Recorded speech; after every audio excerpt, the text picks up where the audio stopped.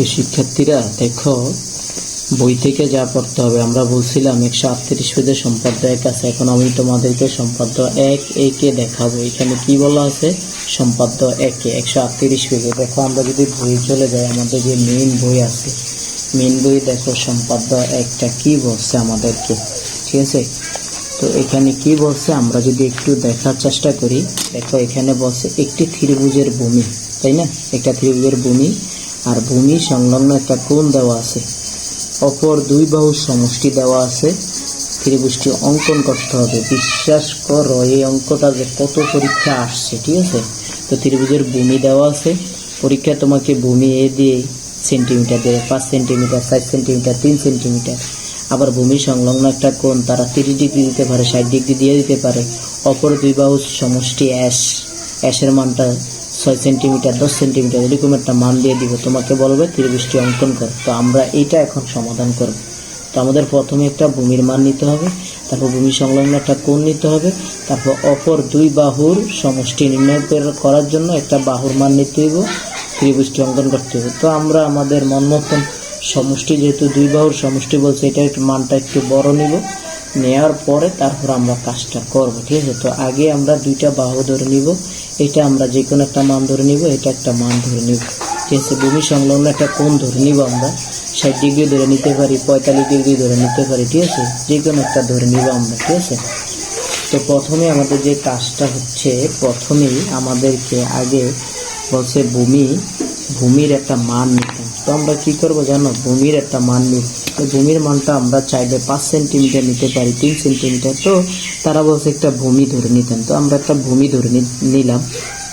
মনে করো এইখান থেকে কত 4 সেন্টিমিটারে নিলাম, হ্যাঁ? একটা বাহুর মান আমরা ধরেই করলাম আর কি, তারা বলে না, তারা বলছে যেই কোনো একটা ভূমি নিতাম। তো আমরা কি করলাম, 4 সেন্টিমিটার একটা বাহু নিলাম।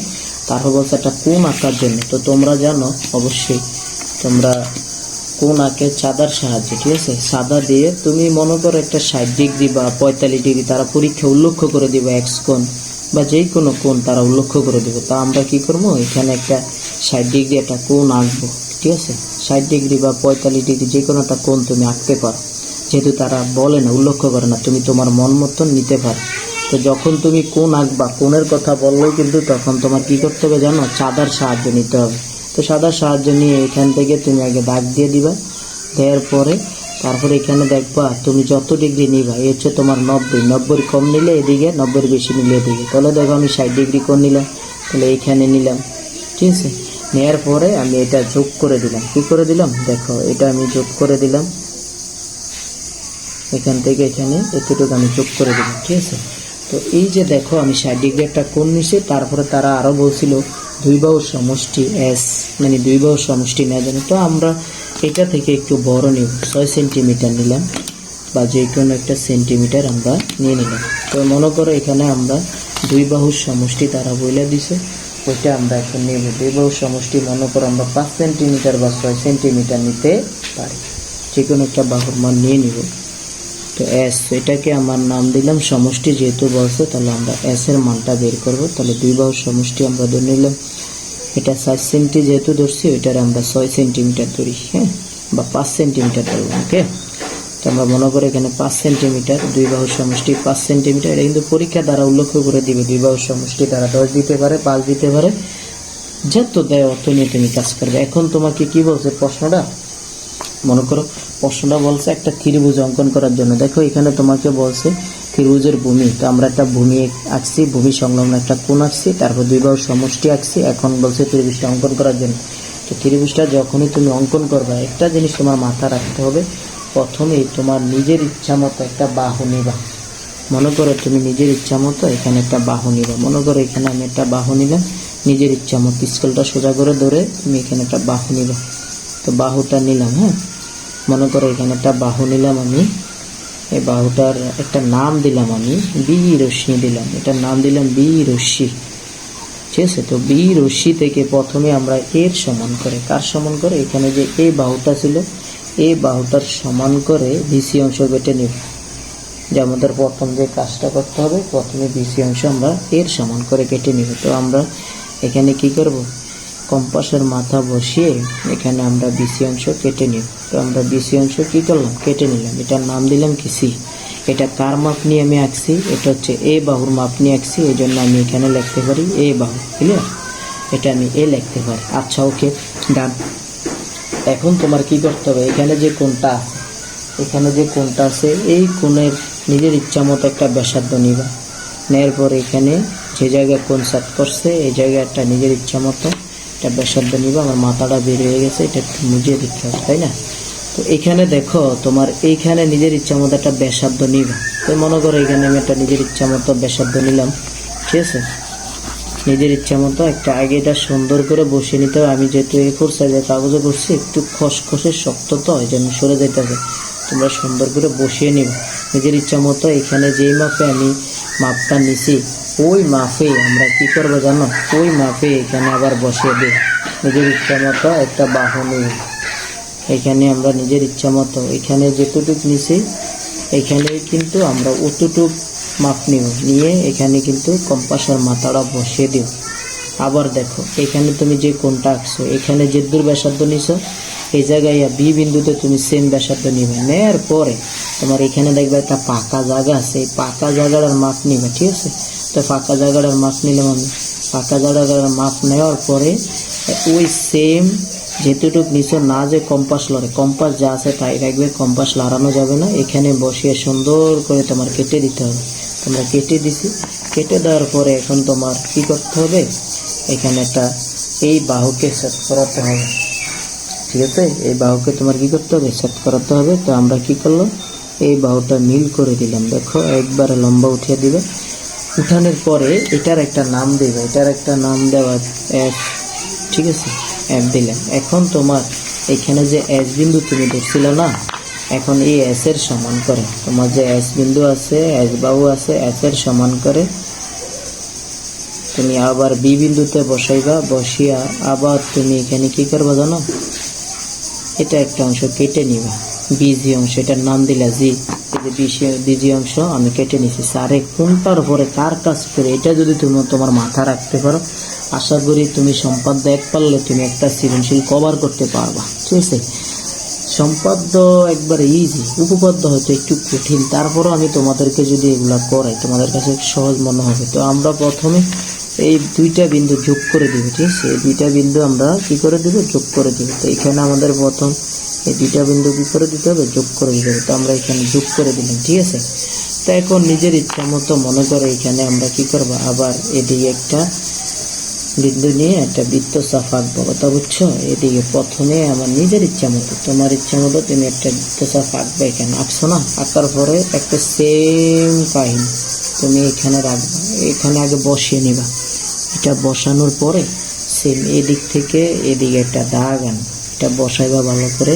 বসানো হয়েছে, এখানে একটা দাগ আনবা। আনছো, আনার পরে এই যে এখানে যে ফাঁকা জায়গাটা ছিল না স্যার, এই পাকা জায়গাটার মাপ নিবেন, ঠিক আছে? তো পাকা জায়গাটার মাপ নেবেন, পাকা জায়গাটার মাপ নেবেন, পাকা জায়গাটার মাপ নিয়ে এইটার আবার আপনি কাইটা দিবেন, ঠিক আছে? তো এটারে কাইটা দেন, একটু বসাইতে হবে সুন্দর করে কম্পাসটা, এটা কাইটা দিবেন, ওকে? কাটার পরে তারপরে আপনার এখানে যে বিন্দুটা মিলিত হয়েছে এই দুইটা বিন্দু আপনি কি করে দিবেন, যোগ করে দিবেন। দুইটা বিন্দু কি করে দিবেন, যোগ করে দিবেন। আচ্ছা, আমি এই দুইটা বিন্দু কি করে দিলাম, যোগ করে দিলাম। দেখো,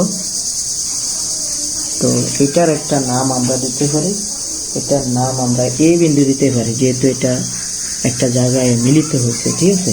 আর এটা কার মাপ নিয়ে আঁকছেন, এস এর মাপ নিয়ে, তো আপনি এখানে দিতে পারেন। তো এই হচ্ছে আমাদের সম্পাদ্য এক। শোনো, তুমি চিত্রগুলো একটু ক্লিয়ার রাখার চেষ্টা করবা, গাঢ় করার দরকার নেই। তোমার চিত্রগুলো যদি তুমি ক্লিয়ার রাখো, আশা করি তোমার কেউ আটকাতে পারবো না। আর আমরা কিন্তু অঙ্কনের বিবরণ অনেকে মুখস্থ করি, আমাদের কিন্তু মুখস্থ করা দরকার নাই। এখন আমি তোমাদেরকে শিখিয়ে দিই যে অঙ্কনের বিবরণটা আমরা যেভাবে আঁকছি ওভাবে তুমি দিবা। প্রথমে তোমার তার কাজ হচ্ছে এখানে লেখবা, প্রথমে তোমার কাজ হচ্ছে যে সম্পাদ্যের ভিতর আগে লেখবা বিশেষ নির্বাচন, ঠিক আছে? প্রথমে তোমার যে কাজটা করতে হবে বিশেষ নির্বাচন। বিশেষ নির্বাচনে তুমি কি লিখবা, বিশেষ নির্বাচন, বিশেষ নির্বাচনে তোমাকে কি বলছে, বলছে একটা বাহু, ঠিক আছে? তো তুমি লিখবা এ বাহু সমান 5 সেন্টিমিটার। এখানে যা যা দিছে, এ বাহু সমান 5 সেন্টিমিটার। তারপরে হলো একটি কত ডিগ্রি কোণ আঁকছো, এটা 60 ডিগ্রি কোণ আঁকছো, হ্যাঁ, এক্স কোণ বা 60 ডিগ্রি একটি কোণ, বা এটার নাম দিলে তুমি কি কোণ, এক্স কোণ। এক্স কোণ ইকুয়াল কত ডিগ্রি, 60 ডিগ্রি, এবং দুই বাহুর সমষ্টি, এবং দুইটি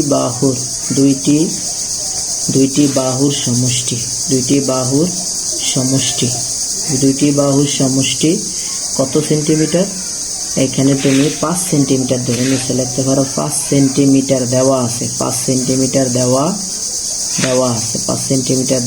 আছে। ত্রিভুজটি আঁকতে হবে, ঠিক আছে, ত্রিভুজটি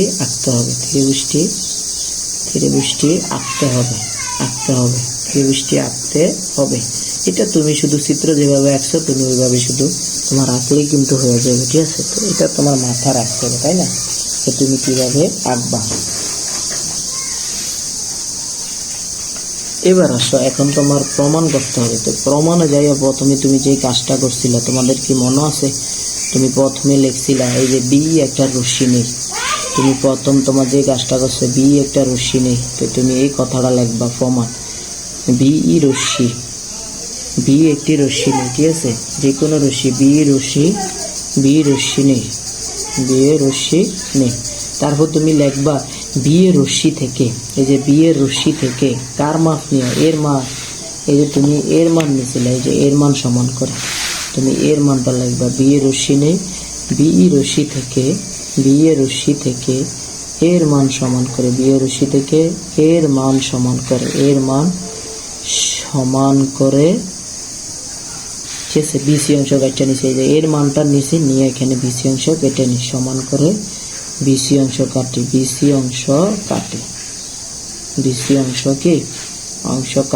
এটা লাগবে। এটা হচ্ছে তোমার 1 নম্বর শেষ, কাটি, ওকে। এবার প্রথমে 2 নম্বরটা তোমার কি লাগবে, বি রশ্মি থেকে এস এর সমান করে, ঠিক আছে, বি রশ্মি থেকে এস এর সমান করে, এটা লাগবে।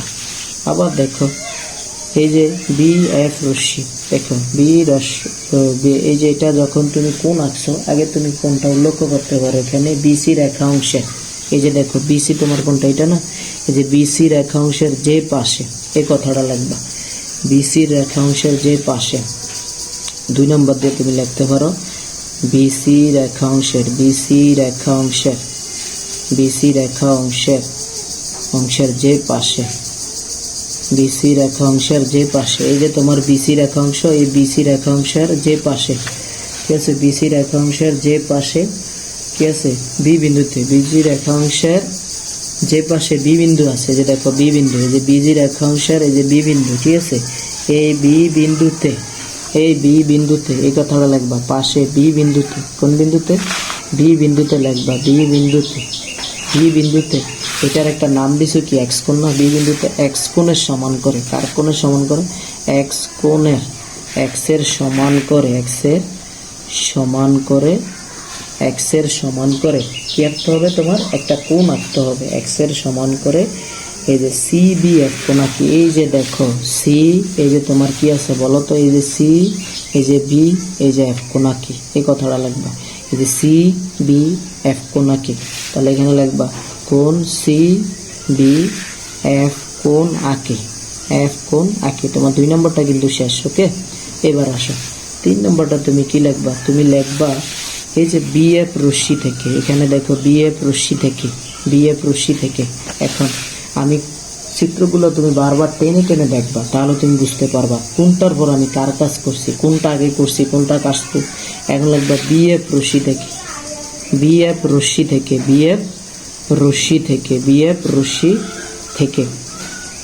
রশ্মি থেকে এস এর সমান করে, কার সমান করে, এস এর সমান করে, মানে এস বাহুর সমান করে, এস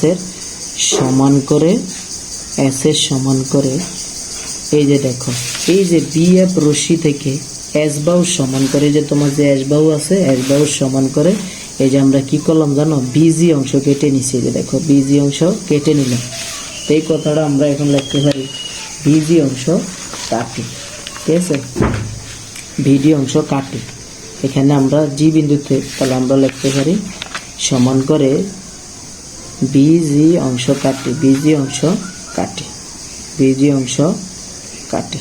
আচ্ছা, বিজি অংশ কাটি, তারপরে আমাদের কি আছে, কাটার পরে আমাদের এখানে দেখো ওই যে সি আর হচ্ছে এই যে জি, এই দুইটা বাহু আমাদের কি করতে হবে, রেখাংশে যোগ করতে হবে, ঠিক আছে।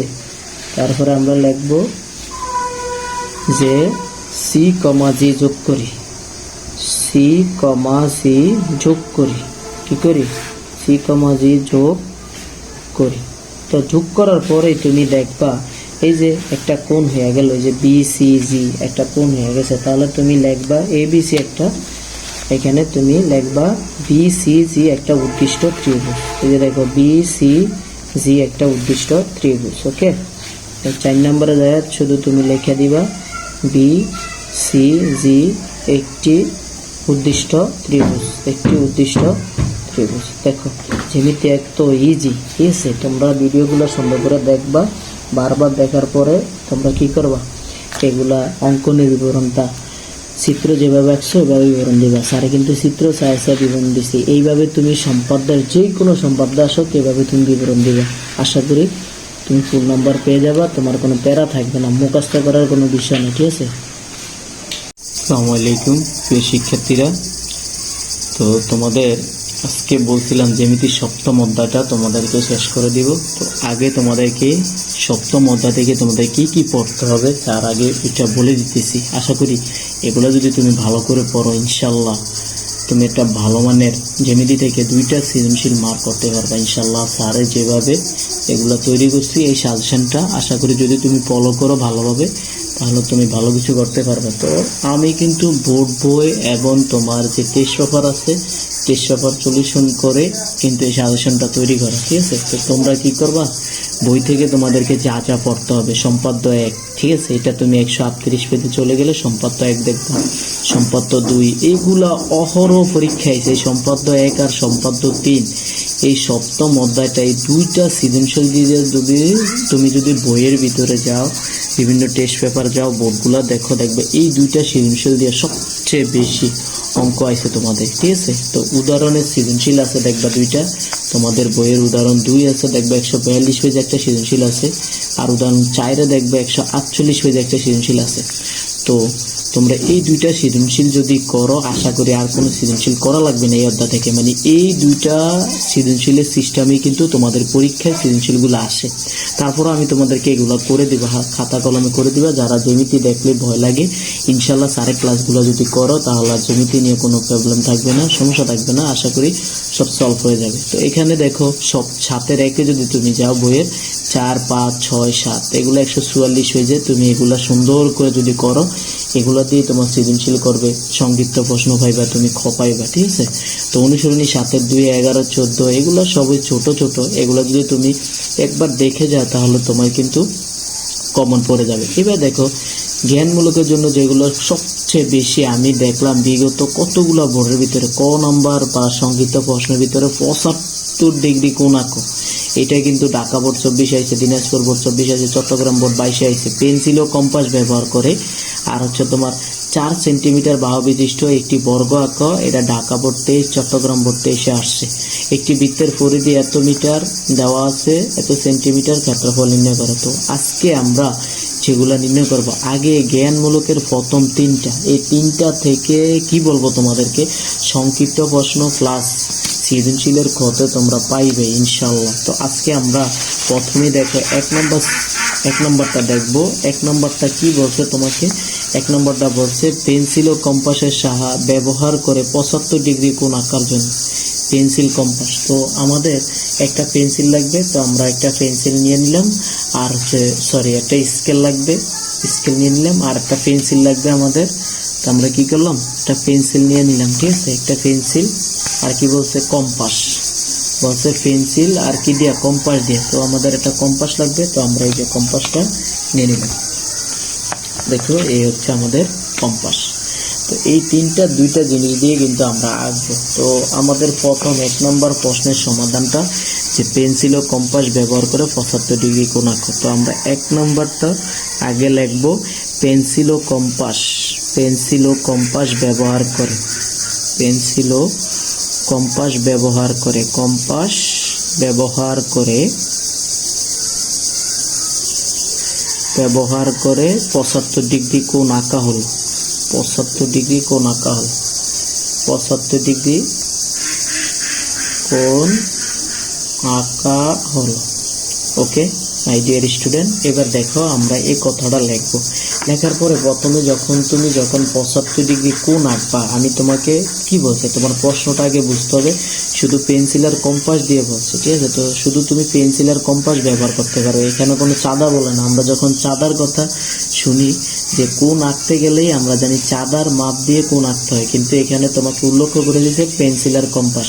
তো তুমি পেন্সিলটা নিবা, তো পেন্সিল দিয়ে প্রথমে কি করবা, যখন তুমি 75 ডিগ্রি কোণ আঁকবা তখনই তোমার কাজ হচ্ছে যে পেন্সিলটা আছে, পেন্সিল দিয়ে তুমি একটা দাগ দিয়ে নিবা। তোমার ইচ্ছা মতো তুমি একটা দাগ নিতে পারো। তো আমি কি করলাম, এখানে একটা দাগ দিয়ে দিলাম, ঠিক আছে? তো একটা দাগ দিলাম। তো আমাদের কি করতে হবে, 75 ডিগ্রি কোণ আঁকতে হবে। তো আমরা কি করবো, 75 ডিগ্রি কোণ আঁকবো। ইনশাল্লাহ ভিডিওটি দেখো, তুমি জ্যামিতি নিয়ে আর তোমার কোনো ভয়ভীতি থাকবে না। তো 75 ডিগ্রি কোণ যখন আঁকবা তখনই তুমি আগে কি করবা, এখানে একটা তোমার কাজ করতে হবে। কি এখানে তোমার প্রথমে যে কাজটা করতে হবে, এখানে একটা রেখাংশ নিয়ে নিজের ইচ্ছা মতো এখানে এই যে মাথার ভিতরে বসাইবা, বসে এখানে নিজের ইচ্ছা মতো একটা ব্যাসার্ধ নিবে, ঠিক আছে? এখানে নিজের ইচ্ছা মতো একটা ব্যাসার্ধ আঁকবা। তো মনে করে যে আমি একটা ব্যাসার্ধ আঁকলাম, আঁকার পরে তারপরে এই বিন্দুতে রাইখা এখানে আরেকটা ব্যাসার্ধ তুমি আঁকবে, এই যে আমরা আঁকলাম, ঠিক আছে? তো এখানে রাইখা এই জায়গায় রাইখা আবার তুমি কি করবা, আরেকটা ব্যাসার্ধ আঁকবা, ঠিক আছে? আঁকার পরে এই জায়গায় রাইখা আরেকটা এদিকে ব্যাসার্ধ আঁকবা, একই পাশে এই জায়গায় রাইখা আবার আরেকটা ব্যাসার্ধ আঁকবা। তো এটা তোমার ছোট হয়ে গেছে, এটা একটু বড় করে দিবা, যে জায়গায় ছিল ওই জায়গায় রাইখা একটু বড় করে দিবা, তাহলে আমাদের দাগটা হয়ে গেল। তাহলে এখন তোমার যে কাজ করতে হবে, স্কেল দিয়ে তোমার এই বিন্দু আর এই বিন্দু যোগ করে দিবা, এই বিন্দুটা আর এই বিন্দুটা যোগ করে দিবা, ঠিক আছে? তো এখানে তুমি এই জায়গায় ধরবা, ঠিক আছে? তোমরা যারা একবার বুঝো না, বারবার ভিডিওটা দেখবা, ভিডিওটা দেখলেই কিন্তু তোমার শিক্ষা হয়ে যাবে। 75 ডিগ্রি কোণ ধরে রাখো, 100% পরীক্ষা আসবে। আঁকা হয়েছে, এখন আমরা 75 ডিগ্রি আঁকি না, আমরা মাত্র 90 ডিগ্রি আঁকছি। এখন আমরা কি করবো, 75 ডিগ্রি কোণ আঁকবো, ঠিক আছে? তো 75 ডিগ্রি কোণ আঁকতে হলে আমরা যেই পরিমাণে এটা আঁকছিলাম, ঠিক আছে, আমরা এই জায়গায় এতটুক মাপ নিয়ে আমরা এখানে একটা বৃত্তচাপ আঁকবো, ঠিক আছে? এই যে এতটুকের মাপ নিয়ে একটা বৃত্তচাপ আঁকবো, তারপরে এই জায়গায় রাইখা আমরা আরেকটা বৃত্তচাপ আঁকবো। কথা কি ক্লিয়ার? তো এই জায়গায় যখন আমরা আরেকটা বৃত্ত, প্রথমে বলতেছি এই কদ্দুরের মাপ নিয়ে তুমি এই জায়গায় একটা বৃত্তচাপ আঁকবা, আবার সেম এই জায়গায় রাইখা আরেকটা বৃত্তচাপ আঁকবা। এই যে আমরা কিন্তু আঁকছি, ঠিক আছে? তো আমরা কিন্তু এখানে এই যেটা ছেদবিন্দু পাইছি না, তো আমরা কি করব, এই স্কেল ধরে আমরা সোজা এই বিন্দু দিয়ে দাগটা উঠিয়ে দেব। এই যে এখানে বিন্দু আছে আর এই বিন্দু, ঠিক আছে?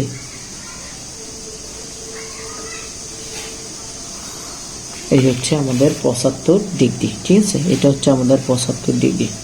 এ হয়ে গেল। তো আশা করি সবাই বুঝছো। নিজের ইচ্ছা মতো আগে একটা ব্যাসার্ধ নিবা, ব্যাসার্ধ নিয়ে আবার সেম নিজের ইচ্ছা মতো এখানে একটা বৃত্তচাপ আঁকবা। একবার আঁকার পরে মনে করো একবার আঁকছো, আঁকার পরে আবার এখানে রেখে আরেকটা আঁকবা, এখানে রেখে আরেকটা আঁকবা, আঁকার পরে এখানে একটা আঁকবা, এখানে রেখে একটা আঁকবা। তাহলে এই দাগটা সোজা উঠিয়ে তারপরে এই জায়গায় রাইখা এটা সমান করবা। এখানে যেটুকু জায়গা আছে না তোমার, এই জায়গায় সমান করে এখানে একটা বৃত্তচাপ আঁকবা, এই জায়গায় রাইখা একটা বৃত্তচাপ আঁকবা, তাহলে তোমার 75 ডিগ্রি হয়ে গেল। এখন দেখো শিক্ষার্থীরা, তোমার 2 নম্বরটা কি বলছে, একটি 7 সেন্টিমিটার বাহু বিশিষ্ট একটি বর্গ আঁকো। মানে এটা তোমাকে কি বলবো, এত ইম্পর্টেন্ট। মানে তোমার যেগুলো দেখাইতেছি স্যার, এগুলো কিন্তু অনেক ইম্পর্টেন্ট, তোমরা একটু দেখবা। হ্যাঁ, তো 7 সেন্টিমিটার বাহু বিশিষ্ট, তো তোমাকে 2 নম্বরটা বলছে 7 সেন্টিমিটার বাহু বিশিষ্ট একটা বর্গ আঁকা। যেমন বর্গ মানে কি, যে চতুর্ভুজের প্রত্যেকটা বাহু সমান এবং প্রত্যেকটা কোণ কি 90 ডিগ্রি সমকোণ, তাকে কি বলা হয়, বর্গ বলা হয়। তো বর্গ আমরা আঁকবো এখন 7 সেন্টিমিটার। কয় সেন্টিমিটার বলছে তোমাকে, 7 সেন্টিমিটার বাহু বিশিষ্ট, সেন্টিমিটার বাহু বিশিষ্ট, বাহু বিশিষ্ট কি আঁকা হলো, বাহু বিশিষ্ট একটি বর্গ আঁকা হলো, বাহু বিশিষ্ট একটি বর্গ আঁকা হলো, বর্গ আঁকা হলো। যারা একবারে পারো না, আস্তে আস্তে স্যার যেভাবে শিখাইতেছি এইভাবেই আমার সাথে সাথে থাকো। একটি একটি বর্গ আঁকা হলো। আচ্ছা, এটা আমাদের লেখা শেষ। এখন তুমি কি করবা, 4 সেন্টিমিটার বলছো না, তুমি কি করবা, তোমার যে পেন্সিল আছে পেন্সিল দিয়ে 4 সেন্টিমিটার তুমি একটা কি দিবা, দাগ দিবা। 4 সেন্টিমিটার মাপ নিয়ে একটা দাগ দাও। এখানে দেখো 4 সেন্টিমিটার একটা বাহুর দাগ নিবা। তো এখানে 4 সেন্টিমিটার দেখো, সেন্টিমিটার এখানে তোমার যে আছে না, এই যে সেন্টিমিটার কিন্তু তোমার লেখা থাকবে, ঠিক আছে? সেন্টিমিটার কিন্তু তোমার লেখা থাকবে। আমি বারবার বলতেছি, তোমার কিন্তু সেন্টিমিটার লেখা থাকবে। এই যে পেন্সিলের ভিতরে, স্কেলের ভিতরে এই সেন্টিমিটার 0 থেকে, আমরা অনেকে ভাবি 4 বলছে তাহলে এখানে 1 থেকে শুরু করব না, এখানে কিন্তু তুমি 0 থেকে শুরু করবে, ঠিক আছে? 4 সেন্টিমিটার একটা বাহু বলছে, 4 সেন্টিমিটার একটা বাহু আঁকবা আগে। তো এই 0 থেকে তুমি একবারে 4 পর্যন্ত যাইবা। এই মনে করো আমার 4 সেন্টিমিটার একটা বাহু হয়ে গেল, এখানে আমি নাম দিলাম এ বাহু। কি বাহু? এ বাহু। 4 সেন্টিমিটার একটা এ বাহু আমি আঁকবো। এখন এই 4 সেন্টিমিটার নিয়ে একটা বর্গ আঁকবো। তো বর্গ আঁকার নিয়মও সেম, আমরা যেভাবে 75 ডিগ্রি আঁকছি আমরা ওইভাবেই আমরা বর্গটা আঁকবো। তো বর্গ আঁকার জন্য প্রথমে আমাদের ইচ্ছা মতো এখানে একটা রেখাংশ নিয়ে নিব, একটা রেখা বা একটা বাহু নিয়ে নিব। তো আমি নিজের ইচ্ছা মতো এখানে একটা বাহু নিয়ে নিলাম, ঠিক আছে? তো বাহুটা এই যে এখানে যে তুমি 4 সেন্টিমিটার নিছো, এটার কাজ হচ্ছে পরে আগে তোমার এখানে কি করতে হবে জানো, এই যে জায়গা তোমার বাহুর শেষ মাথা, এখানে নিজের ইচ্ছা মতো এখানে আগে ব্যাসার্ধ আঁকবা। তো আমি এখানে একটা ব্যাসার্ধ আঁকলাম, ওকে? তারপর দেখো এই জায়গায় রাইখা একটা ব্যাসার্ধ আঁকবা, ঠিক আছে? তারপর দেখো এই জায়গায় রাইখা তুমি একটা কি আঁকবা, ব্যাসার্ধ এই জায়গায় রাইখা সুন্দর করে বসাইবা, বসিয়ে এখানে একটা ব্যাসার্ধ আঁকবা। সেম এই জায়গায় একটা ব্যাসার্ধ আঁকবা, আঁকার পরে এই জায়গায় রাইখা সেম আগে বসিয়ে নিবা, বসিয়ে একটু জোর দিবা, জোর দিয়ে ভালো করে কম্পাসের মাথা না বসাইলে কিন্তু তোমার খাতা ছিঁড়ে যাবে। তো এই যে কিন্তু আমার দাগ দেওয়া হয়ে গেছে, দাগ দেওয়া হয়ে গেলে কি করতে হবে, তোমার এই বাহুটা লম্ব আঁকতে হবে, এই বাহুর উপরে তোমার কি আঁকতে হবে, লম্ব। তো তুমি সুন্দর করে পেন্সিলটা ধরে দাগগুলো কিন্তু সোজা হতে হবে। তো এখানে পেন্সিল ধরে একটা দাগ উঠাইবা। এই কিন্তু তোমার এতটুকু পর্যন্ত তোমার সবই ঠিক আছে, এতটুকু পর্যন্ত তুমি 75 ডিগ্রি কোণ যেভাবে আঁকছো সেম এইভাবেই। এখন তোমার কি করতে হবে ভাইয়া, এখানে যে 4 সেন্টিমিটার যে বাহুটা তুমি নিছো, এই বাহুটা বলছে কি, তাদের প্রশ্ন ছিল 4 সেন্টিমিটার বিশিষ্ট একটা বর্গ আঁকতে, তার মানে প্রত্যেকটা বাহু 4 সেন্টিমিটার হতে হবে, তাই না? তো তুমি কি করবা জানো, এখানে এই বাহুটার মাপ নিয়ে নিবে, যে তুমি যে 4 সেন্টিমিটার নিছো এই বাহুটার মাপ নিবে, ঠিক আছে?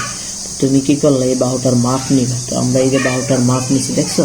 নেয়ার পরে এই জায়গায় বসাইবা সুন্দর করে। তুমি আগে যে জায়গায় খাজ আছে না, ওই খাজে বসিয়া এটারে কাটটা নিবে। এই জায়গায় কাটছো সেম এই জায়গায় আবার কাটবা, ক্লিয়ার?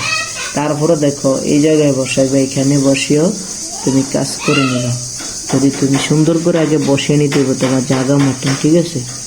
এই জায়গায় বসিয়ে নিবে, ওকে? বসানোর পরে তারপরে দেখো আবার সেম এই জায়গায় তোমার বসিয়ে নিতে হবে, ওকে? আমরা সুন্দর করে আগে কি করবো, বসিয়ে নিব। তারপরে আমরা যে কাজটা করব, বাহুগুলো যোগ করে দিব। এখানে যে বাহুগুলো আছে বাহুগুলো আমরা যোগ করে দিব, ঠিক আছে?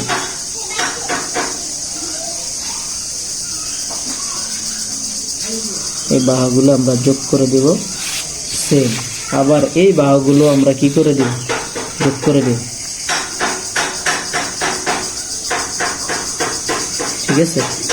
তো দেখো এই কিন্তু আমাকে 4 সেন্টিমিটার একটা কিন্তু বাহু বিশিষ্ট একটা বর্গ হয়ে গেল, 4 সেন্টিমিটার বিশিষ্ট একটা বাহু হয়ে গেল।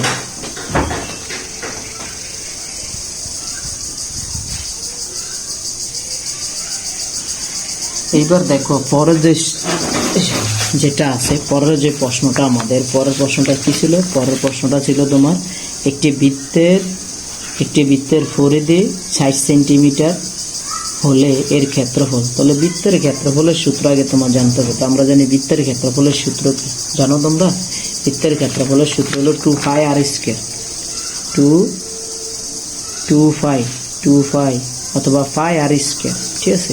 পাই r স্কয়ার, এটা হলো বৃত্তের ক্ষেত্রফল। আমার আর মানে কি, বৃত্তের এই যে দেখো একটা ব্যাসার্ধ পরিধি দিয়েছে, পরিধিরে কি দিয়ে প্রবেশ করে, পরিধিরে প্রবেশ করে কি দিয়ে, আর দিয়ে। তাহলে পরিধির সূত্র আগে তোমার জানতে হবে। আচ্ছা যাই হোক, আমরা এখন বৃত্তের পরিধি নিয়ে কথা বলবো। শিক্ষার্থীরা দেখো 3 নম্বরটা বলছে বৃত্তের পরিধি 60 সেন্টিমিটার হলে এর ক্ষেত্রফল নির্ণয় কর। এটা সিলেট বোর্ড 2023-এ আসছে। তো দেখো আমরা এটা আগে আমাদের বলতে হবে পরিধি সূত্রটা কি। যদি আমরা বৃত্তের পরিধি সূত্রটা যদি জানি, পরিধি সূত্র হচ্ছে তোমার কি 2πr।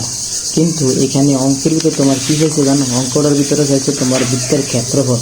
তো আমরা বৃত্তের ক্ষেত্রফল নির্ণয় করার সূত্র তো জানি, বৃত্তের ক্ষেত্রফল নির্ণয়ের সূত্র হচ্ছে πr²। ঠিক আছে, তো এখানে আমাদের আর মানটা বের করতে হবে। তার মানটা বের করতে হবে আর মানটা। তো আমরা কি করব, আগে লিখবো বৃত্তের ব্যাসার্ধরে কি দিয়ে প্রকাশ করে আর দ্বারা, আর বৃত্তের পরিধির সূত্র হচ্ছে 2πr। তো এখানে আমরা প্রশ্ন মতে আমাদের এই বৃত্তের পরিধির মানে কিন্তু তারা কত দিয়েছে 60 সেন্টিমিটার। তো আমরা কি করলাম, এখানে আর মানটা রাখি, এটা হচ্ছে কি আকারে গুণ আকারে, এই পাশে চলে গেলে ভাগ আকারে আসবে। তো এখানে সাইডের 60, 82, পায়ের মান কত 3.1416, এই পুরোটা কাজ করলে আমরা এটা পাবো। ঠিক আছে, কিন্তু আমাদের চাইছে কি বৃত্তের ক্ষেত্রফল নির্ণয় করতাম। তো বৃত্তের ক্ষেত্রফলের সূত্র কি πr²। তো দেখো পায়ের জায়গায় পায়ের মান বসাইছি গুণ, আর জায়গায় তার মান বসাইছি, উপরেরটা কি আছে স্কোয়ার। তো আমরা জানি পাই গুণ r² এর মানটা গুণ করলে আমরা 286.46 পাবো। এটা হচ্ছে আমাদের বর্গ সেন্টিমিটার। ওকে।